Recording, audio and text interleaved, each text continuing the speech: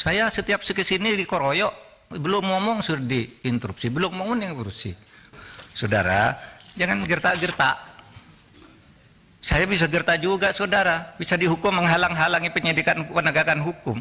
Syeda Ralun, Menteri Koordinator Bidang Politik, Hukum dan Keamanan atau Menko Polhukam Mahfud MD terlihat sedikit emosi dan ngegas saat menjelaskan temuan 349 triliun rupiah di hadapan anggota Komisi 3 DPR RI.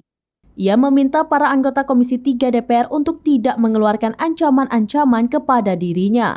Di awal rapat terlihat Mahfud MD sudah emosi ketika penjelasannya dipotong oleh seorang anggota Komisi 3. Mahfud mengeluh setiap ke Komisi 3 selalu dikeroyok, belum sempat menjelaskan sudah diinterupsi. Mahfud mengaku apa yang ia lakukan sudah sesuai perundang-undangan. Dia juga mengaku tidak takut dengan gertakan salah satu anggota Komisi 3 karena disebut membocorkan temuan PPATK. Mahfud menantang anggota Komisi 3 DPR Arteria Dahlan berani bersuara terkait Kepala Badan Intelijen Negara atau BIN Budi Gunawan.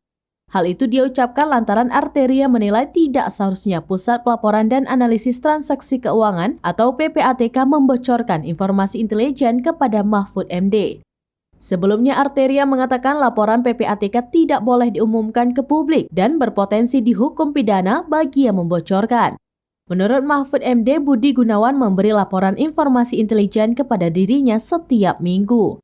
Mahfud MD lantas mempertanyakan tugasnya sebagai Ketua Komite Nasional Pencegahan dan Pemberantasan TPPU jika tidak diperbolehkan menerima informasi dari PPATK.